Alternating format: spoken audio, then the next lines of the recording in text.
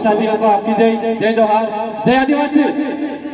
आप सभी साबाद जाबाज समर्पित कर्मठ जो सुबह से लगाकर अभी तक बैठे हैं, जोरदार जाबाज युवाओं के लिए जोरदार तालियां बजा दीजिए खुद के लिए। यही समाज का समर्पण आपको चाहिए और हर व्यक्ति के दिलो दिमाग में होना चाहिए, तभी हम समाज के लिए और अच्छा कर सकते हैं। और ये समाज की आवाम है जो सुबह से लगाकर अभी तक बैठी हुई है। मुझे बस केवल 2 मिनट का समय दिया है, बस मैं 2 ही मिनट में अपनी बात रखूंगा। आज जिस परिप्रेक्ष्य में हम जीवन यापन कर रहे हैं, जिस समय पे हमारा जो दौर चल रहा है, वो दौर टंट्या भील और बिरसा मुंडा जिस समय पे थे, उस समय पे अपनी जो लड़ाई थी वो हथियारों के माध्यम से अपनी लड़ाई लड़ते थे। आज का जो दौर है, उस दौर में लड़ाई का तरीका बदल गया है। अभी आपको हथियारों की जरूरत नहीं है, अभी आपको विचारों की जरूरत है। और विचार आपको लाना पड़ेगा बिरसा मुंडा टंट्या भील के विचार थे, जिसके आज अपन गाथा स्थापना कर रहे हैं। उनका मेन मोटो था जल जंगल जमीन के ऊपर आदिवासियों का अधिकार। और आज हम दिन भर से 2-3 दिनों से हमारे अलावा जी और ये सब लोग कार्यक्रम कर रहे हैं और सबसे पूरा समाज उसके लिए समय दे रहा है। उनकी विचारधारा को समझने की जरूरत है। उनकी विचारधारा का मूल मंत्र एक यही था कि जल जंगल जमीन पे केवल और केवल आदिवासी की मूल मालकियत की हक होना चाहिए। ये उनका मेन मोटो था और इसको आपको समझना पड़ेगा। अपन जो कार्यक्रम कर रहे हैं, इस कार्यक्रम के बाद में आपको ये सोचना पड़ेगा कि मैं इस कार्यक्रम के माध्यम से अपने दिमाग में लेके क्या जा रहा हूँ, लेके क्या जा रही हूँ। अब इतने दूर दूर से आए, इतने कार्यक्रम में अपन इतना खर्चा कर रहे हैं, खर्चा का परिणाम क्या है ये आपको सोचना पड़ेगा। कुछ समय पहले अपने आदरणीय भवरलाल दादा ने आपको बताया बहुत सारी चीजें, उसमें बहुत सारी चीजें थी जो आपको सोचना और समझना चाहिए था। मैं आज विशेष रूप से जो भगवान टंट्या भील है, जिसके बदौलत आदिवासी आदमी के पास में, आदिवासी समाज के पास में नौकरी है, केवल उनकी देन है, उनको आज नमन और सैल्यूट करना चाहिए। यदि आज टंट्या भील नहीं होते तो आदिवासी समाज के पास में नौकरी का कोई पैमा नहीं था।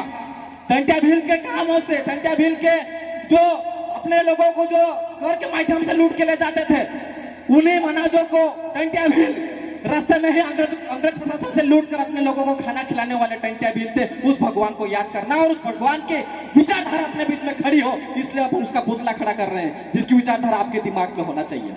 तो आज इस उपलक्ष्य में आपको एक बड़ी बड़ी चीजें आपको पता होना चाहिए कि जो प्रशासनिक अमला है भाई, आज के जो परिवेश में वो आपको साधारण बोली भाषा में वो समझने वाले नहीं है। हर किसी का सिस्टम होता है और सिस्टम में एक भाषा होती है। जिस प्रकार से देश को चलाने के लिए संविधान है और संविधान की एक भाषा है, और उसी भाषा के अनुरूप में यदि आप तो इस प्रशासनिक अमले से बात करोगे तो वो आपकी बात सुनेगा, और अगर आप ऐसे चिल्लाते रहेंगे तो कोई बात सुनने वाला नहीं है। आज सबसे बड़ी चीज है अनुच्छेद की 13(3) का, जिसको आपको समझना चाहिए। उससे लिखा हुआ है कि शेड्यूल ट्राइब एरिया में शासन व्यवस्था, प्रशासन व्यवस्था, विधि, लॉ बनाने का अधिकार केवल आदिवासियों के पास में है, जिसको आपको समझना पड़ेगा। और उसके साथ में जिस क्षेत्र में आज अपन कार्यक्रम कर रहे हैं, ये पूरा शेड्यूल ट्राइब एरिया है। और शेड्यूल ट्राइब एरिया में 244 कंडिका 1 और कंडिका 5 में आपको समझना पड़ेगा कि पूरे के पूरे में स्वशासन विधि बनाने का अधिकार केवल आदिवासियों के पास में है, जिसको आपको पढ़ना पड़ेगा। कुछ समय में कुछ गड़बड़ियां होती है। अनुच्छेद 19 अगर अपन जाते हैं तो अनुच्छेद 19 में 1 से लगा के जो 5-6 तक दिया हुआ है, अनुच्छेद 5 और ये 6 कहता है 5 कि आदिवासी क्षेत्र में गैर आदिवासियों का प्रवेश करना वर्जित है।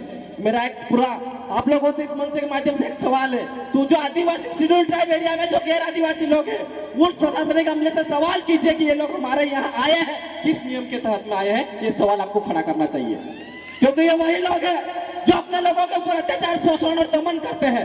तो ऐसे लोगों की पहचान करना चाहिए। और छठवा जो है अनुच्छेद 6 में कहा गया है, ये अपने यहाँ व्यापार नहीं कर सकते। अगर व्यापार करना है तो आदिवासी जो लोग हैं उनसे परमिशन लेना है। तो